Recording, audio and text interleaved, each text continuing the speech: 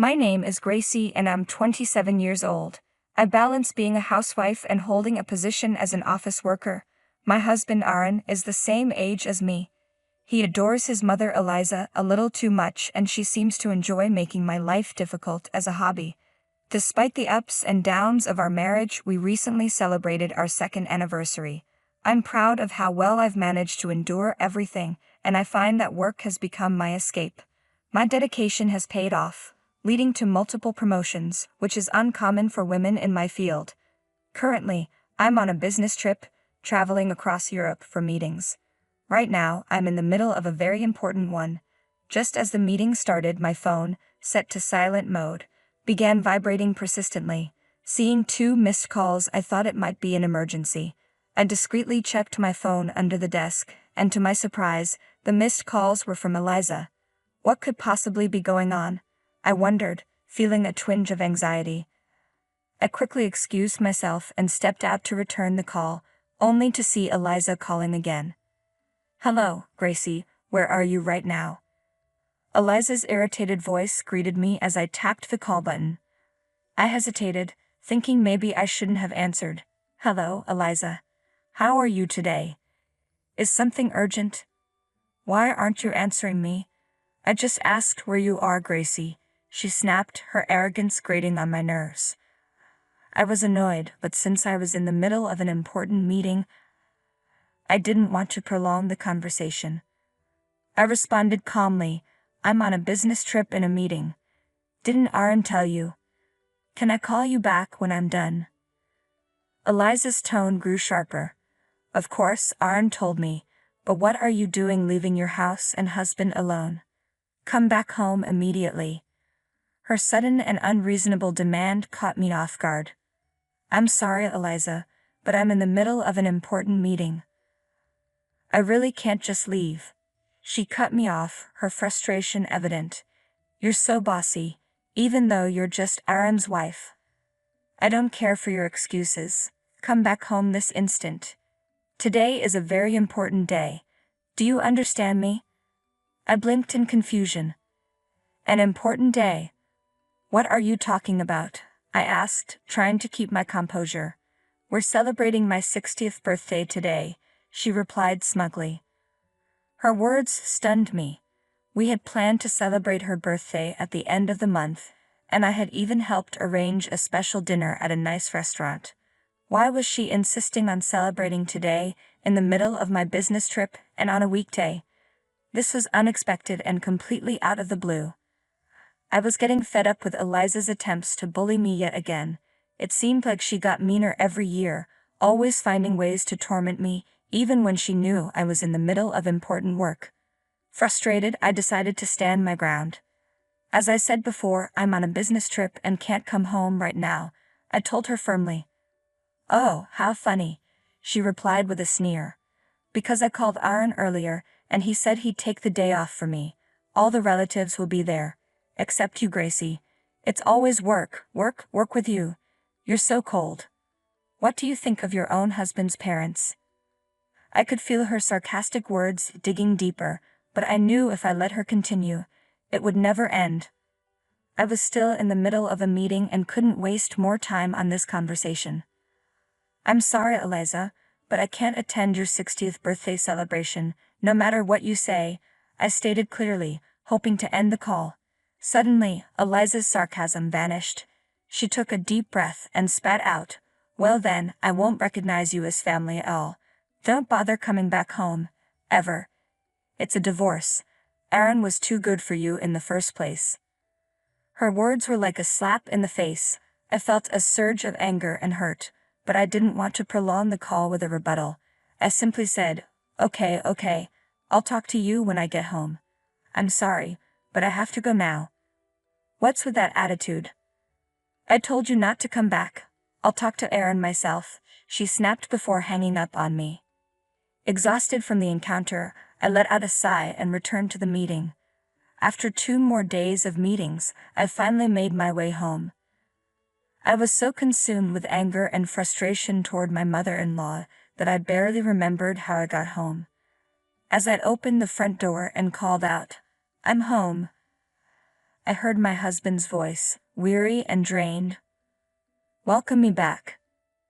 I kicked off my heels and headed straight to the living room, leaving my luggage by the door. There I was met with a pile of cardboard boxes and the sight of Aaron sweaty and taping up the boxes. "What's with all the boxes?" I asked, my voice laced with suspicion. Aaron, looking defeated, explained that they were all my belongings. He then told me that Eliza had indeed thrown her 60th birthday celebration on the day she called me. Without me there, she had spread the word to all the relatives that I had neglected her special day and treated her arrogantly over the phone. To top it off, she announced that she was going to force Aaron to divorce me and send me back to my parents' house, branding me as an unworthy wife for her precious son. This sounded exactly like something Eliza would do, so I asked Aaron, "And then what happened? Did you agree to the divorce?" "No, I didn't exactly agree," he mumbled. "But she told me to pack up your stuff and I didn't have much choice." What was I supposed to do? His words hit me like a ton of bricks. What? Does that mean you didn't argue with her? Does that mean you're okay with getting a divorce? Aaron looked down, his voice weak. "My father, Alex, said that if Eliza's in a bad mood, it'll be hell for him, so he told me to just go along with it." I was stunned. Aaron's willingness to accept a divorce so easily, just to keep his mother happy, was beyond belief. It was clear that in his family, no one stood up to Eliza, a father who was controlled by his wife and a son who adored and obeyed his mother. It felt like no one was on my side. As I stood there in silent disbelief, Aaron looked at me with pleading eyes and said, "What my mother says is absolute. This is just until her mood settles down. This divorce is just a sham and promise. I'll come back for you when things cool down." I wished Aaron could use those pleading eyes on his own mother. How could a grown man like him be so utterly terrified of her? It was baffling. For a moment I almost felt self-loathing, questioning what I had ever seen in him that made me marry him in the first place. But then a thought struck me. Maybe this was my chance. If I stayed with Aaron, Eliza would never stop tormenting me, always pushing me toward divorce. Maybe I was lucky to be getting out of this marriage with so little trouble. I had the means to support myself, and even if I ended up alone, I wouldn't lack for anything. Suddenly, it felt like a fog had lifted from my mind. I looked at Aaron and said, "Fine. Let's get a divorce." With that decision made, I immediately called Eliza. It took 3 rings before she answered. "Hello." "As you wish," I said calmly. "We're getting a divorce." Eliza's voice instantly brightened with triumph. "Yes, please, get out of Aaron's house. You've finally realized you're not good enough for him, haven't you? I'm so relieved. Don't worry. I'll find Aaron an obedient, pretty, and parent-friendly wife this time." "I'm sure Aaron will be in high demand," Eliza continued with a smug tone. "Don't worry, I'll take care of my son until he finds his next wife." After unloading all the sarcasm she could muster, I decided to give her a parting shot. "Well, don't misunderstand me, Mother," I said casually. Eliza, still in her good mood, scoffed. "Aren't you a sore loser? Well, don't mind me. Oh, by the way, Gracie, I got the divorce papers from the city office and handed them to Aaron. Don't forget to sign them." Without another word, she hung up the phone. Aaron, who had been listening to the entire conversation, actually looked relieved. I couldn't believe it. Is Aaron really this clueless? I thought to myself. Then I turned to him and asked, "By the way, honey, does your mother know that you're a full-time house husband?" Aaron's expression shifted to one of discomfort. "How can I tell her that?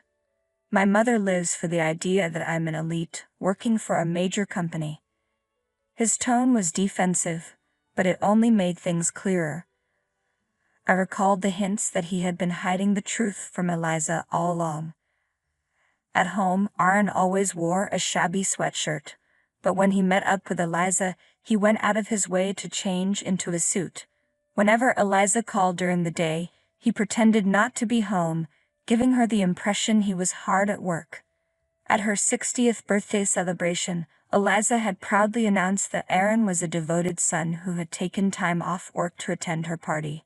She had even boasted that with his status, he would have no trouble finding a more obedient and prettier wife than me in no time. I'm sure everything will eventually come to light once we're divorced. But Aaron, who's always been the golden child in Eliza's eyes, would never dare reveal anything that might disappoint her.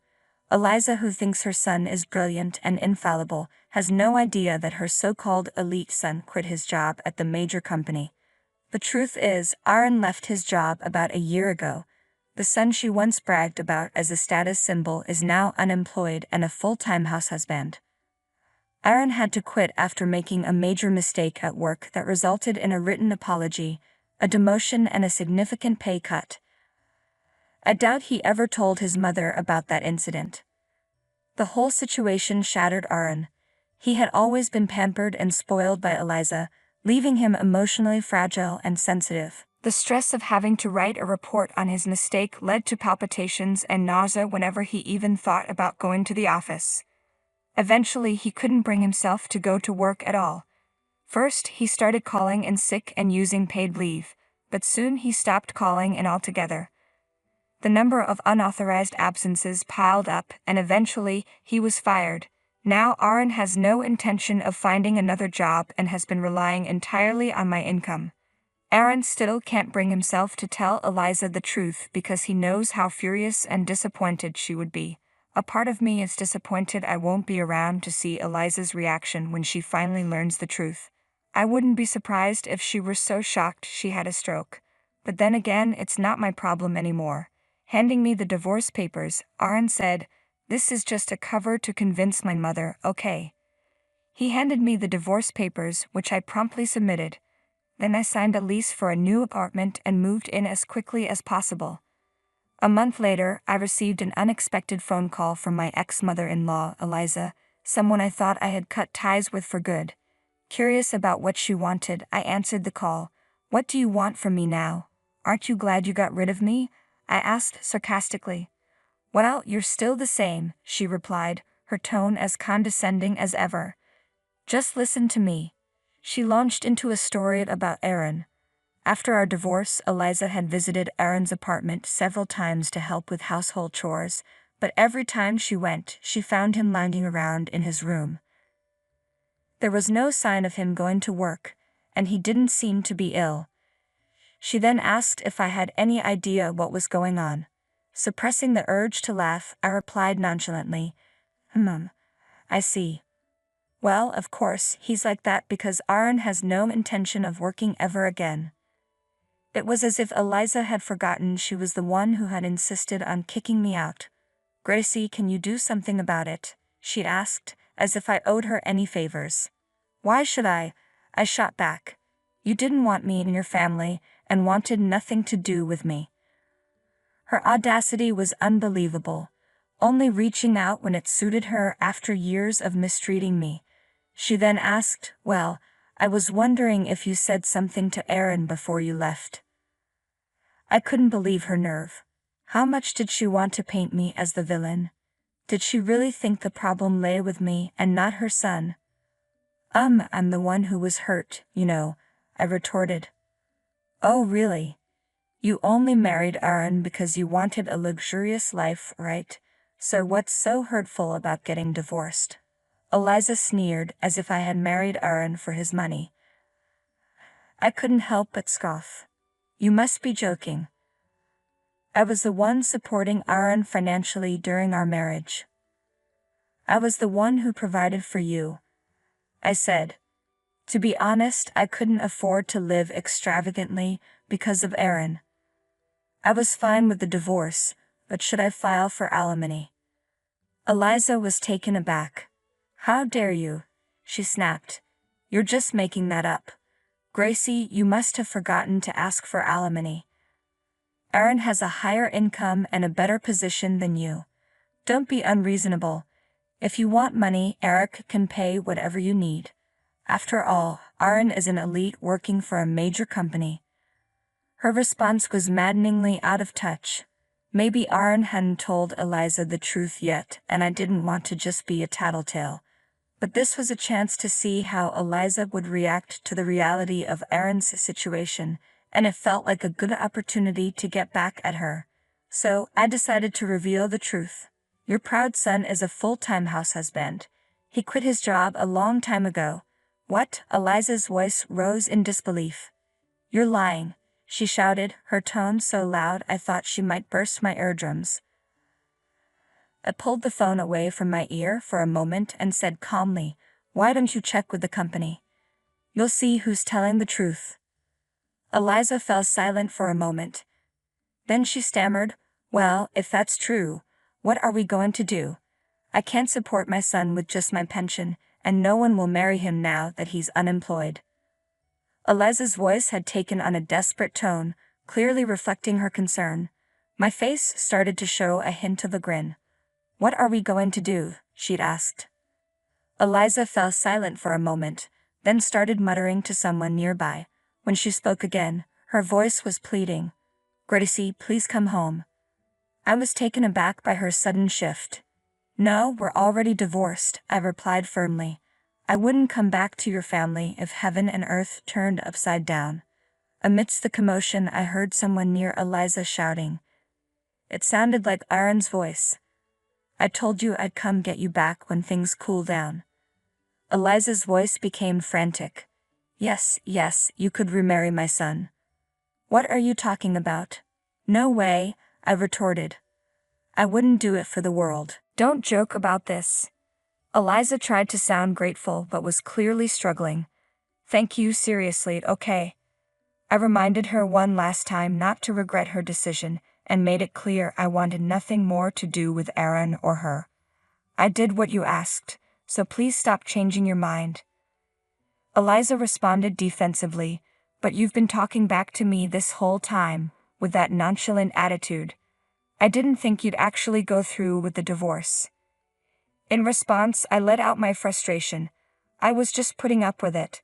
Besides, Aaron packed up my stuff and kicked me out without a word. Eliza continued to make excuses. That was just a prank. A prank? I said, incredulous. It's worse than that. Frustrated and realizing there was no point in continuing this conversation, I glanced at my watch. It was nearly 1 o'clock in the afternoon, and my lunch break had been wasted on this futile exchange. Ah, Eliza, are you done now? I asked. She responded with her annoyingly sweet voice. What, Gracie? What did you say? Her tone was as infuriating as ever. I was certain she'd never be satisfied with anything I said. I'm going to hang up now. I have another meeting in a few minutes and need to review some documents, I said, starting to pull the phone away from my ear. But Eliza wouldn't let up. Wait, Gracie. Hey, Gracie, say something. She continued to scream, her frustration palpable. Aaron, you didn't do it right, and look at the mess it's caused. Listening to her blame everyone else for her problems was nauseating. I ended the call abruptly and blocked her number, unwilling to endure any more of her tirade. Soon after, Aaron started contacting me persistently, trying to reconcile. Seeing an opportunity, I asked my lawyer to pursue alimony from him. To my surprise, Aaron's family, perhaps intimidated by legal pressure, paid the alimony in a lump sum. It seemed Alex and Eliza had advanced the money, and their irritation with Aaron was palpable. They berated him daily to find a job, which Aaron found unbearable. It appeared that the once proud elites had fallen on hard times. Aaron had returned to his parents' house, unable to afford rent, and was living off their retirement savings. He blamed his parents for the divorce and seemed to be squandering their funds. Both Aaron and his family were locked in a cycle of blame, refusing to take responsibility for their actions. They were even planning to apply for welfare soon. I hoped the government would address their behavior, as it's hard to be self-serving when reliant on public assistance. As for me, the proposal I presented on my business trip was accepted, and I signed a major new contract. I received another promotion and a higher salary. I was living a comfortable life as a wealthy single woman, free from the torment of in-laws and financial dependence on family. If I ever decide to marry again, I'll make sure to thoroughly vet any potential partner to avoid another mother-loving spouse or troublesome in-laws.